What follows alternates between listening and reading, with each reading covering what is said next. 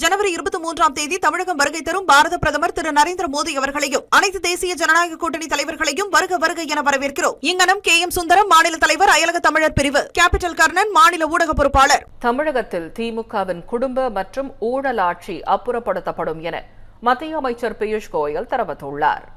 சென்னை நுங்கம்பாக்கத்தில் உள்ள தனியார் நட்சத்திர விடுதியில் தமிழக பாஜக சட்டமன்ற தேர்தல் பொறுப்பாளரும் மத்திய அமைச்சருமான பியூஷ் கோயல் தங்கியுள்ளார். அவரை தமிழ் மாநில காங்கிரஸ் தலைவர் ஜி.கே. வாசன், புதிய நீதி கட்சி தலைவர் ஏ.சி. சண்முகம் உள்ளிட்டோர் கூட்டாக சந்தித்தனர். அவர்களுடன் பாஜக மாநில தலைவர் நயினார் நாகேந்திரன், தமிழிசை சவுந்தரராஜன் உள்ளிட்டோரும் உடனிருந்தனர். பின்னர் அவர்கள் கூட்டாக செய்தியாளர்களை சந்தித்தனர். அப்போது பேசிய மத்திய அமைச்சர் பியூஷ் கோயல், தமிழகத்தில் தேசிய ஜனநாயக கூட்டணி வலிமையாகி வருவதாக தெரிவித்தார். தமிழகத்தில் திமுகவின் குடும்ப மற்றும் ஊழல் ஆட்சி அப்புறப்படுத்தப்படும் என கூறிய பியூஷ் கோயல், தேச விரோத அரசியலை செய்து வரும் திமுகவை வரும் தேர்தலில் மக்கள் தூக்கி எறிவார்கள் எனவும் கூறினார். மேலும் கூட்டணி ஆட்சி குறித்து என்டிஏ கூட்டணியில் உள்ளவர்கள் ஒன்றாக முடிவெடுப்போம் எனவும் பியூஷ் கோயல் தெரிவித்தார்.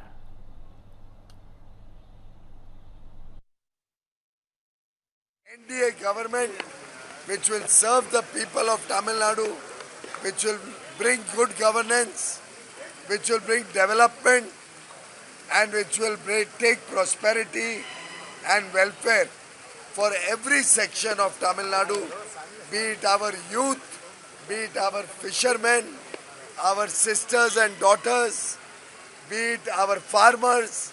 Every section will be taken care of with a good NDA government under the guidance and leadership of Honorable Prime Minister Shri Narendra Modi ji and our leader of the alliance in Tamil Nadu, Edappadi Palanisamy ji.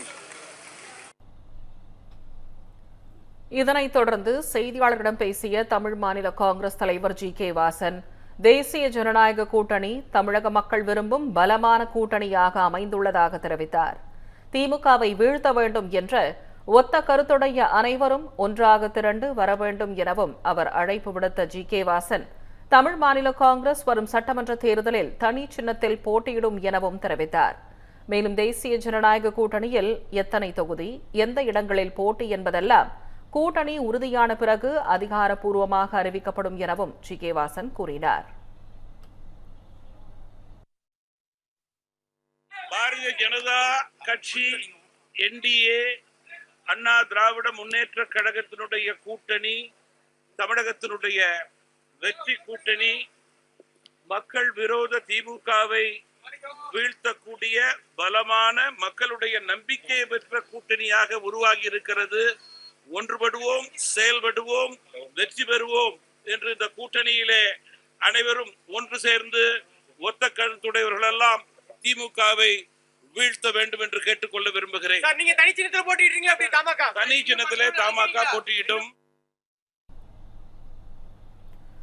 இதனைத் தொடர்ந்து செய்தியாளர்களை சந்தித்த புதிய நீதி கட்சி தலைவர் ஏ.சி. சண்முகம், மத்திய அரசுடன் இணக்கமாக இருந்தால்தான் தமிழகம் மேலும் வளர்ச்சி அடையும் எனவும், தேசிய ஜனநாயக கூட்டணி வெற்றி பெறுவதற்கு புதிய நீதி கட்சி பாடுபடும் என்றும் கூறினார்.